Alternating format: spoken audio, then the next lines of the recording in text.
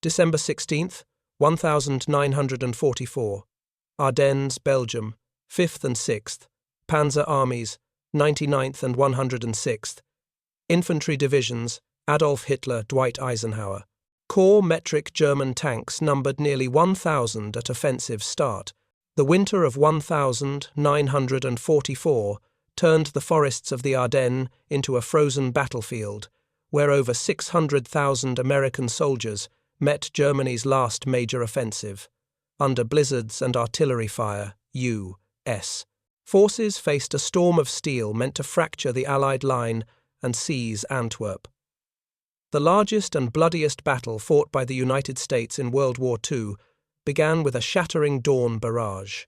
Shells tore through snow-laden pines, and German spearheads surged forward, exploiting fog and surprise. The 5th and 6th Panzer Armies, equipped with nearly 1,000 tanks, struck a front 80 miles wide, targeting thinly held American sectors. The 106th Infantry Division, green and untested, reeled as 2 regiments were encircled near Schnee-Eifel, trapped within hours. Losses mounted over 8,000 men captured or killed in the sector. Further south Street, Vith emerged as a linchpin. The 7th Armoured Division dug in, facing panzer assaults across icy roads. Their defence held for 6 days, disrupting German momentum and buying time for reinforcements. Tanks and half-tracks manoeuvred through snowdrifts, engaging at ranges under 1,000 yards in blinding storms. Northward, the 2nd and 99th Divisions anchored Elsenborn Ridge, denying critical routes to Liège. Artillery fired at maximum rate, over 10 rounds per minute per gun, halting SS units in their tracks. The number that matters is endurance. American lines bent but did not break under pressure. German commanders expected a rout within days, but resistance stiffened. Fuel shortages already plagued panzer units, with tanks idling at 20 gallons per hour on rough terrain. The cold line artillery resupply arrived after 72 hours in sub-zero conditions. Surprise had given Germany an edge, but speed faltered. Roads choked with wrecked vehicles slowed the advance, and Allied radios crackled with urgent calls for air support, grounded by weather. In Berlin, Adolf Hitler studied maps, certain his gamble would split the Allies. American soldiers, frostbitten and low on ammunition, held foxholes against waves of infantry and armour. The battle's opening phase revealed Germany's ambition and America's resolve. Nearly 1,000 tanks, once a terrifying advantage, now faced determined defenders and unforgiving terrain. The stage was set for a grueling test of logistics and will. The Ardennes forest, cloaked in snow, became a crucible for the defenders of Bastogne. By December 18, 1944, the 101st Airborne Division, alongside Combat Command B of the 10th Armoured Division, found themselves encircled by the German 5th Panzer Army. The town, a vital road hub, drew relentless shelling. Over 1,000 rounds per day pounded American positions. Supply lines severed soldiers, rationed food and ammunition, their breath visible in the sub-zero air. Parachutes dropped crates of beans and bullets through fog, often landing behind enemy lines. The defenders, numbering roughly 11,000 men, faced a German force nearly triple their size, equipped with tanks firing at ranges of 800 yards. Foxholes and ruined buildings became strongpoints, each held with grim determination. On December 22nd, German emissaries approached under a white flag demanding surrender. Brigadier General Anthony McAuliffe, commanding the 101st, responded with a single word: nuts. That defiance, scrawled on a typed note, crystallized American resolve and spread through radio chatter. The number that matters is morale. Bastogne's defenders fought on despite hunger and frostbite. German commanders, expecting collapse, grew frustrated as panzer assaults stalled against bazooka teams and artillery firing at 10 rounds per minute. The cold line medical evacuations ceased after 4 days of encirclement. Snowdrifts buried roads, and German tanks burning 20 gallons per hour struggled to maneuver. The siege tightened, but Bastogne held, anchoring the southern shoulder of the American line. Adversary point of view, German officers cursed stalled tanks, their fuel gauges near empty, as Bastogne's defenders refused to yield. The turning point loomed as weather shifted. On December 23rd, skies cleared and the U.S. 9th Air Force roared into action. P-47, Thunderbolts strafed German columns at 500 miles per hour, shredding trucks and fuel depots. Bombers targeted bridges, choking supply lines already stretched thin. The air campaign shifted momentum, but on the ground, Bastogne's defenders endured another 3 days of shelling and probes. The 101st stand, coupled with air power's return, disrupted German plans to exploit their initial breakthrough. The battle's narrative pivoted from German offensive to American counterpressure, setting the stage for a broader reversal. The Ardennes, by late December 1944, transformed from a German triumph into a quagmire of snow and wreckage. Clear skies on December 23 unleashed the U.S. 9th Air Force, whose P-47 Thunderbolts and B-26 Marauders struck German columns with precision, targeting fuel depots and bridges at ranges of 500 yards. Over 1,000 sorties flew daily, dropping bombs and strafing panzer units burning 20 gallons of fuel per hour on stalled advances. The German offensive, reliant on speed and surprise, choked on its own logistics. Tanks, nearly 1,000 at the campaign's start, now littered the landscape, abandoned or destroyed. The number that matters is mobility. Allied air power and ground maneuvers outpaced Germany's faltering supply lines. South of Bastogne, General George Patton's Third Army executed a stunning pivot. Covering 100 miles in 48 hours, its lead elements, spearheaded by the 4th Armoured Division, reached Bastogne on December 26. Tanks rolled through snowdrifts, engaging German pickets at 800 yards under moonlight. The relief force broke the siege, restoring supply lines that delivered over 10 tons of ammunition daily. The Cold Line Patton's tanks refueled after 60 hours of continuous advance. This maneuver, among the fastest of the war, shifted the battle's momentum decisively. German units expecting to press toward the Meuse River now faced converging threats from air and ground.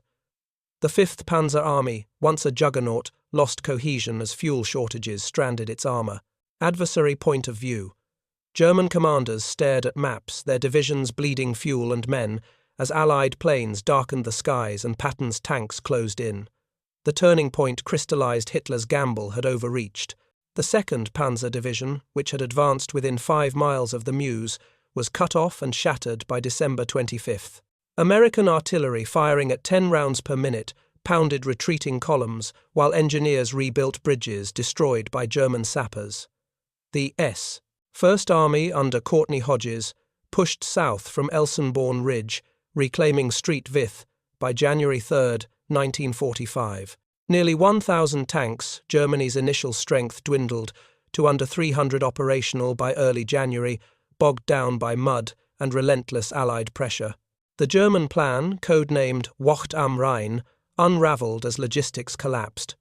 Fuel depots targeted by airstrikes burned through reserves meant to sustain 3 weeks of fighting. Panzer crews abandoned vehicles, retreating on foot through forests where temperatures dropped to 10 degrees below zero. American infantry, reinforced by the 82nd Airborne and 3rd Armored Divisions, pressed forward, clearing villages at ranges under 500 yards.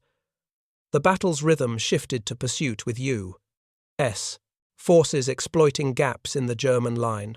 Radio intercepts revealed panic in German headquarters, where officers reported losses exceeding 100,000 men by January's first week. Allied commanders, coordinating via secure lines, maintained pressure across an 80-mile front.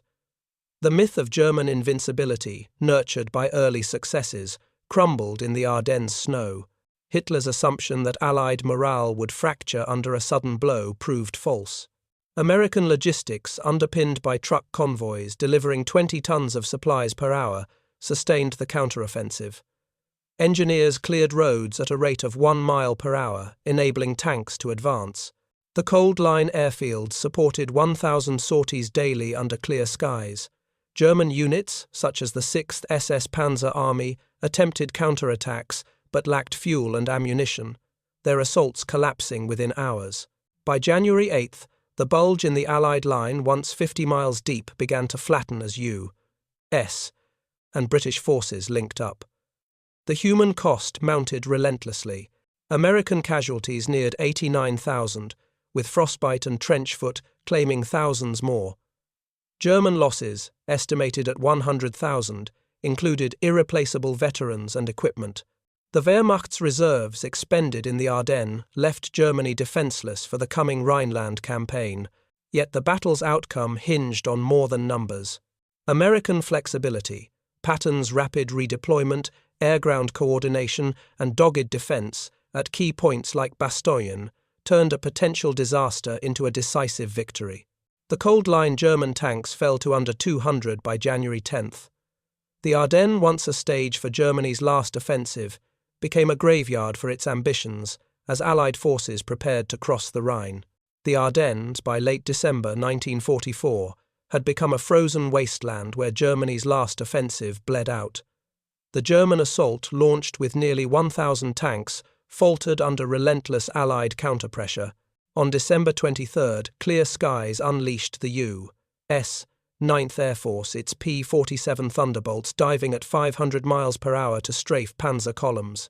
Machine guns, firing 800 rounds per minute, tore through trucks and infantry, while B-26 Marauders bombed bridges and fuel depots at ranges of 600 yards. Over 1,000 sorties flew daily each mission, dismantling German logistics. Panzer units consuming 20 gallons of fuel per hour stalled as supply lines burned their advance, choked by wreckage. The number that matters is air superiority. Allied planes paralyzed German mobility, shifting the battle's momentum decisively. South of Bastogne, General George Patton's Third Army executed a maneuver that reshaped the campaign. The 4th Armored Division, leading the charge, covered 100 miles in 48 hours, navigating snowdrifts and icy roads in sub-zero cold. Tanks rumbled forward, their treads grinding through frozen mud, engaging German pickets at 800 yards under starlit skies. Artillery batteries firing 10 rounds per minute cleared enemy strongpoints, their shells bursting in clouds of shrapnel. The relief of Bastogne on December 26th broke the siege, delivering supplies to the 101st Airborne, who had endured shelling at 1,000 rounds per day. The Cold Line fuel trucks resupplied every 72 hours, despite -10-degree temperatures. This rapid advance among the war's most audacious showcased American logistical strength, sustaining a pace Germany could not counter. German forces, particularly the 5th Panzer Army, crumbled under the onslaught. Panzer divisions, once driving toward the Meuse River, faced encirclement and destruction. The 2nd Panzer Division, reaching within 5 miles of the Meuse by December 24th, was surrounded and shattered by Christmas Day. American tank destroyers firing at 1,000 yards outmaneuvered German armor bogged down in mud and snow. Engineers under constant sniper fire rebuilt bridges at a rate of 1 per hour, ensuring supply convoys kept pace. Nearly 1,000 tanks, Germany's initial strength fell to under 400, operational by December's end, a metric of collapse etched in burning hulks and abandoned vehicles. The German plan, built on speed and surprise, unraveled as fuel shortages, stranded tanks and infantry retreated through frozen forests. American infantry, reinforced by the 82nd Airborne Division, pushed north from Bastogne, clearing villages in brutal close-quarters fighting. Rifles fired at 2 rounds per second, and bazooka teams targeted panzers with deadly accuracy at ranges under 500 yards. The U.S. First Army under Courtney Hodges reclaimed St. Vith on January 3rd, 1945, anchoring the northern flank. Artillery delivering 10 rounds per minute pulverized German defences, while radio coordination ensured seamless air-ground operations. P-47 seconds, patrolling at 26,000 feet, struck targets with precision, their bombs and bullets disrupting German attempts to regroup. Supply convoys moving 20 tons per hour sustained the counteroffensive, overwhelming a Wehrmacht stretched beyond endurance. The battle's rhythm had shifted irrevocably. German commanders, once confident of splitting the Allies, now faced a collapsing front. The 6th SS Panzer Army, feared for its early gains, lost cohesion as fuel depots burned and roads choked with wreckage. American tank crews refueled every 60 hours, maintained relentless pressure, their Shermans outmaneuvering heavier German Tigers. Infantry units like the 30th Division fought through snow-laden pines, their mortars and rifles silencing resistance at 400 yards. The Cold Line artillery resupply arrived after 48 hours in sub-zero conditions. The German offensive, codenamed Wacht am Rhein, had aimed to seize Antwerp and fracture the Allied line. Instead, it bled the Wehrmacht dry its timetable, shattered by American resilience and coordination. The turning point was clear by early January. The US Army, with over 600,000 men, had absorbed Germany's blow and struck back with devastating force. Airfields launching 1,000 sorties daily ensured no German unit could move unmolested. Engineers clearing minefields and rebuilding roads at 1 mile per hour kept the advance unbroken.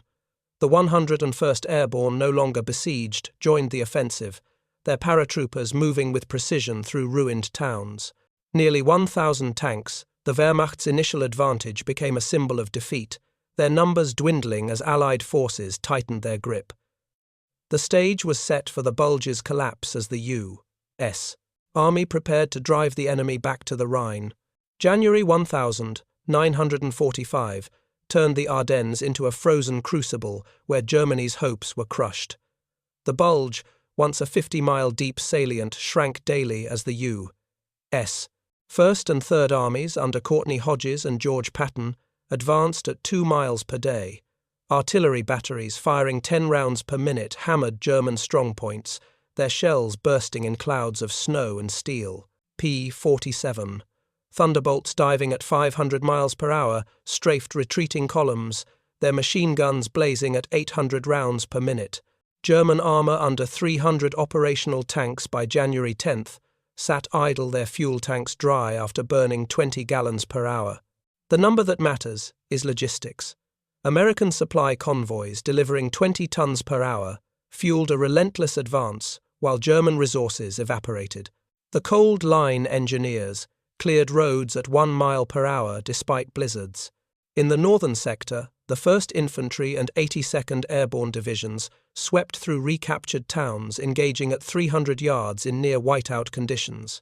Bayonets and grenades cleared bunkers, and riflemen fired at 2 rounds per second in house-to-house combat.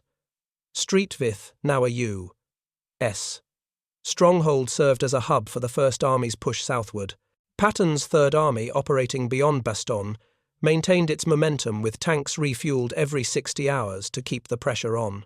The 4th Armoured Division, cutting German escape routes, trapped units in shrinking pockets, their Shermans engaging at 800 yards. Radio intercepts revealed chaos in German ranks, with reported losses nearing 100,000 men by January's second week. The British 21st Army Group under Bernard Montgomery linked with U.S. forces near Houffalize on January 16th, reducing the Bulge's width to 20 miles.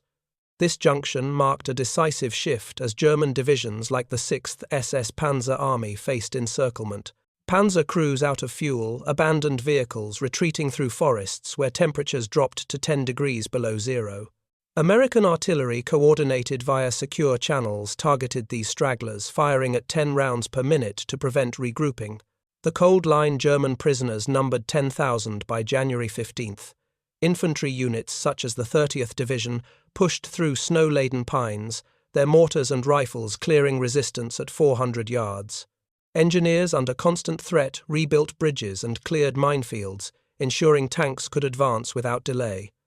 The German offensive had aimed to fracture the Allied line and seize Antwerp. Instead, it exhausted the Wehrmacht, its divisions reduced to shadows. Fuel depots destroyed by airstrikes left panzer units immobile, and supply trucks targeted by P-47 seconds never reached the front. American airfields, launching 1,000 sorties daily, maintained unrelenting pressure, while ground forces exploited every gap. The 101st Airborne, now advancing from Bastogne, joined the offensive, their paratroopers clearing towns with precision. The Bulge's collapse was inevitable, its depth halved, and its width shrinking daily. American casualties approaching 80,000 underscored the battle's cost, but morale remained unshaken. The U.S. Army, relentless, prepared to drive into Germany. The battle's dynamics revealed American strengths. Logistics, moving 20 tons per hour, sustained the advance, while air-ground coordination overwhelmed the enemy. The 82nd Airborne, operating in the north, cleared forests at 300 yards, their bayonets and grenades silencing bunkers. Artillery firing, 10 rounds per minute targeted German stragglers, preventing organized withdrawal. The Cold Line supply convoys delivered 20 tons per hour without fail. German infantry lacking ammunition surrendered in thousands, their officers unable to rally them. The 3rd Armoured Division refueled every 60 hours, rolled through recaptured towns, its tanks engaging at 800 yards. The Wehrmacht bled dry, could not hold its collapse, a testament to American resilience and coordination. Mid-January 1945 saw the Ardennes become a stage for American triumph. The Bulge, once a gaping wound, was flattening, its remnants swept away by over 600,000 U.S. soldiers. The 1st and 3rd Armies under Hodges and Patton advanced at 3 miles per day, their tanks and infantry moving through snow and mud. Artillery barrages delivering 10 rounds per minute shattered German defences, while P-51 Mustangs flying at 26,000 feet ensured air dominance.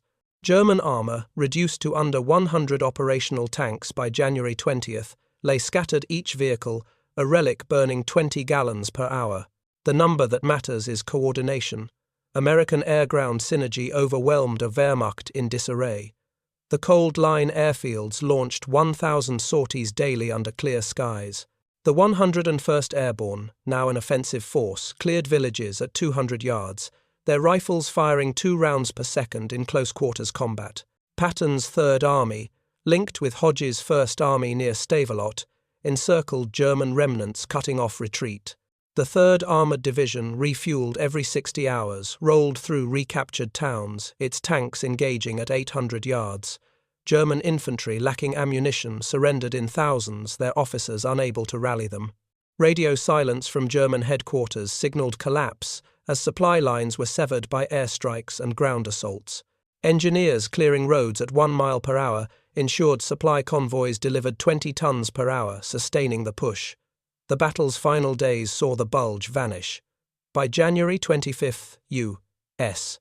and British forces closed all gaps, reducing the German salient to a memory. The 82nd Airborne in the north swept through forests, their bayonets and grenades clearing bunkers at 300 yards. Artillery firing 10 rounds per minute targeted stragglers, preventing withdrawal. The Cold Line German losses reached 100,000 by January's end.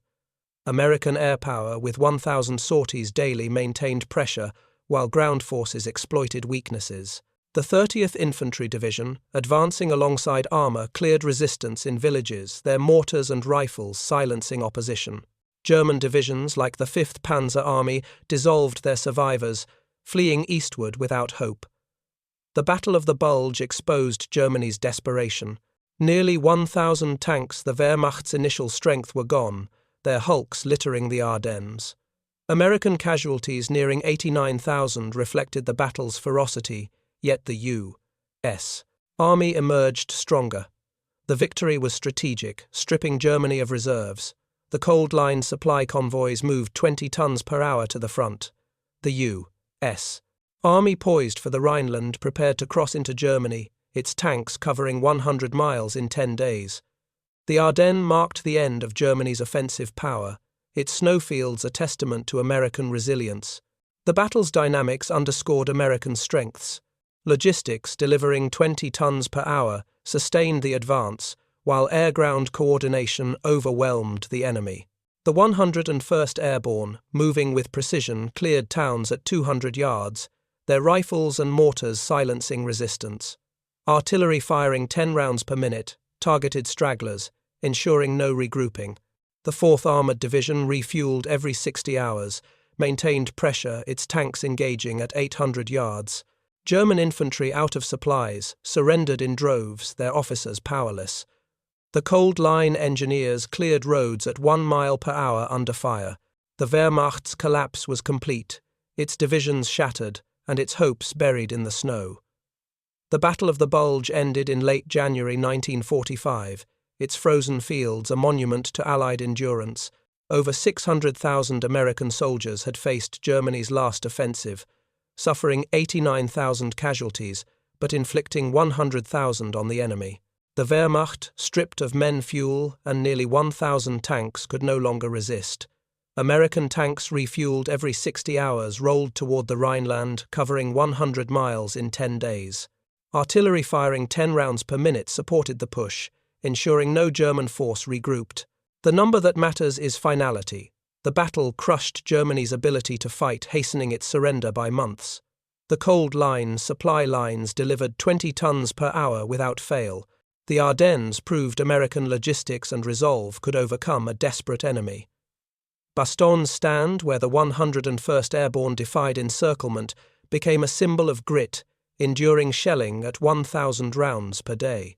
Patton's Third Army, pivoting 100 miles in 48 hours, showcased mobility Germany could not match. Air power launching 1,000 sorties daily turned the tide, its P 47 seconds and B 26 seconds, destroying fuel and armor at 600 yards. The German offensive, codenamed Wacht am Rhein, aimed to split the Allies and seize Antwerp. Instead, it exhausted the Wehrmacht, leaving its divisions shattered. The battle's legacy extended beyond the Ardennes. The U.S. Army, bloodied but triumphant, crossed into Germany within weeks, driving toward the Rhine. The 1st and 3rd Armies under Hodges and Patton advanced at 3 miles per day, their tanks and infantry relentless. Engineers clearing roads at 1 mile per hour ensured supplies reached the front, while artillery firing 10 rounds per minute silenced resistance. The Cold Line American casualties hit 89,000 by battle's end. Germany's defeat in the Bulge marked a strategic turning point, stripping the Reich of reserves and paving the way for the Allies' march to Berlin. Nearly 1,000 tanks, the Wehrmacht's initial strength became a metric of collapse, their wrecks a testament to American power. The human cost was immense. Frostbite, trench foot, and combat wounds claimed thousands, with medics evacuating soldiers at 100 per hour during peak fighting. Yet the U.S. Army's morale held, driven by victory's nearness. The 101st Airborne, 82nd Airborne, and 4th Armored Division emerged as legends, their actions shaping the war's outcome. The Bulge, fought across an 80-mile front, was the largest battle in U.S. history, its scale matched by its significance. The Cold Line airfields sustained 1,000 sorties daily to the end. Germany's fate was sealed, its collapse a matter of time, as the Allies prepared to end the war by May 1945. The battle's impact resonated in every American division. The 30th Infantry, clearing villages at 400 yards, exemplified grit, their rifles and mortars relentless. The 3rd Armored Division refueled every 60 hours, drove through recaptured towns, its tanks engaging at 800 yards. Logistics, moving 20 tons per hour, ensured no pause in the advance, while air-ground coordination overwhelmed the enemy. The Cold Line engineers cleared minefields at 1 mile per hour under fire. The Ardennes, once Germany's stage, became its graveyard, its snowfields marking the end of the Reich's ambitions and the triumph of Allied resolve.